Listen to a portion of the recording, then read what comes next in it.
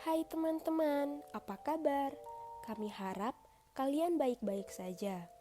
Oh iya, dengan semakin maraknya pandemi corona ini, jangan lupa buat jaga kesehatan kalian dengan tetap di rumah aja.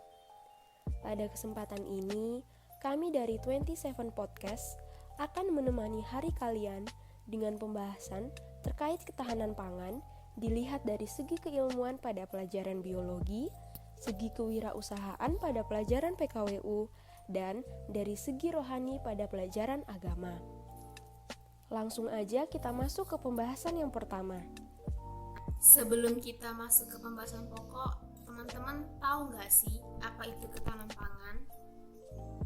Jadi, ketahanan pangan adalah ketersediaan pangan dan kemampuan seseorang untuk mengaksesnya. Ketahanan pangan sangat penting dalam kehidupan sehari-hari, apalagi ketika menghadapi pandemi yang melanda saat ini. Agar ketahanan pangan di suatu daerah terjamin dengan baik, maka dilakukan berbagai usaha dalam rangka mewujudkan ketersediaan pangan itu sendiri.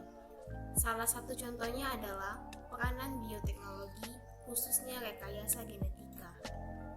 Ternyata, rekayasa genetika ini sendiri sangat bermanfaat dalam memenuhi kebutuhan pangan loh. Kenapa? Karena hasilnya merupakan hasil modifikasi dengan manipulasi genetik suatu organisme, namun dengan versi yang lebih baik. Adapun contoh tanaman hasil rekayasa genetika yakni golden rice yang berguna untuk mengurangi defisiensi vitamin A. Tanaman sendiri dapat tumbuh dengan baik karena dipengaruhi oleh dua faktor, yaitu faktor internal dan faktor eksternal. Yang dimaksud faktor internal adalah gen dan hormon, sedangkan faktor eksternal adalah air, cahaya, nutrisi, suhu, dan tanah.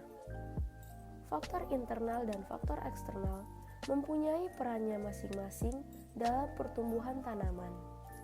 Jika faktor internal dan faktor eksternalnya baik dan bagus, maka hasil produk yang diproduksi juga bagus, sehingga ketahanan pangan dapat terjamin dengan baik.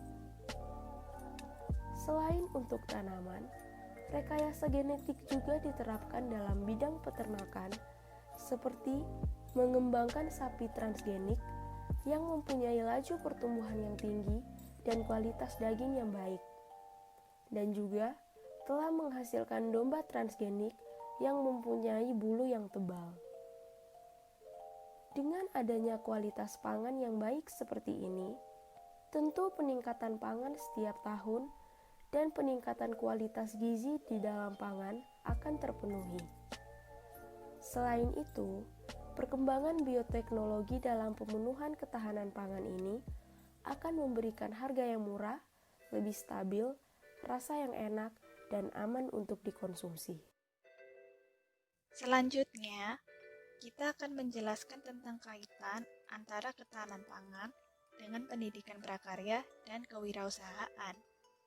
Pada poin ini sangatlah penting, karena di mana kewirausahaan merupakan suatu proses dalam menciptakan sesuatu hal yang baru, dengan cara kreatif dan penuh inovasi. Dengan ini, kewirausahaan bertujuan untuk meningkatkan kesejahteraan masyarakat, membangun ekonomi, dan meningkatkan semangat berwirausaha kepada orang lain. Maka dari itu, kewirausahaanlah yang dapat berguna untuk menentukan perkembangan dari ketahanan pangan. Yuk kita dengarkan penjelasan berikut ini. Apa itu pengertian promosi sendiri? Promosi yaitu suatu kombinasi strategi yang paling baik dari variabel-variabel periklanan, personal selling, dan alat promosi lainnya, yang kesemuanya direncanakan untuk mencapai tujuan program penjualan, seperti yang tertulis dalam Marius P. Anggipora pada tahun 1999 yang ditulis oleh Basu Swasta. Adapun fungsi dari promosi sendiri yaitu untuk memberikan informasi, membujuk, mengingatkan, menambah nilai, mendampingi upaya-upaya lain dari perusahaan. Sedangkan tujuannya apa?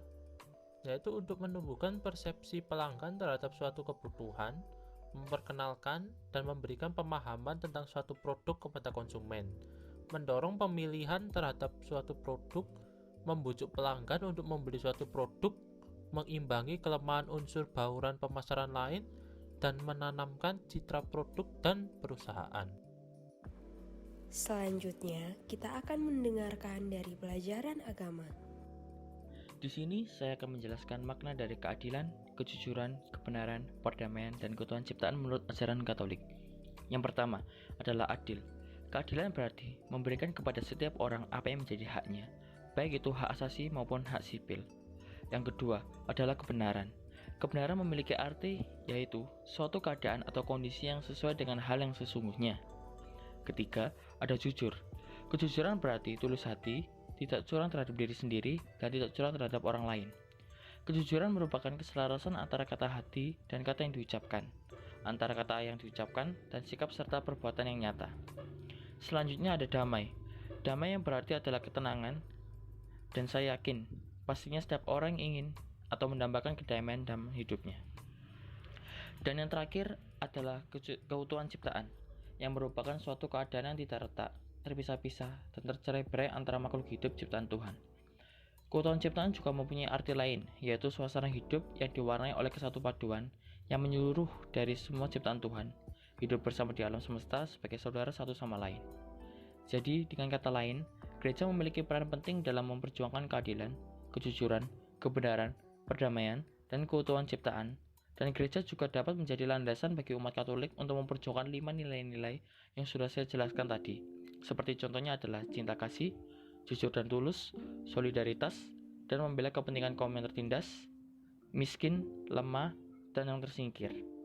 Dan dari semua ini, pelajaran hidup yang dapat diambil adalah kita sebagai umatnya diwajibkan untuk membela yang benar, mengasihi sesama, dan menjaga ciptaannya. How do you think of Indonesia in the next 5 years? Will our food security decrease? I think if the pandemic is not complete, our food security will be decreased because now the economy is declined and many people are expelled from work. I think so too. If the pandemic is not complete, our country will be chaotic. So we must work hard and maintain health. Oke, tadi adalah penjelasan dari kami mengenai ketahanan pangan menurut berbagai mata pelajaran. Di sini, kami harap kalian tetap stay at home, stay healthy, dan menaati peraturan yang ada. Sekian, terima kasih.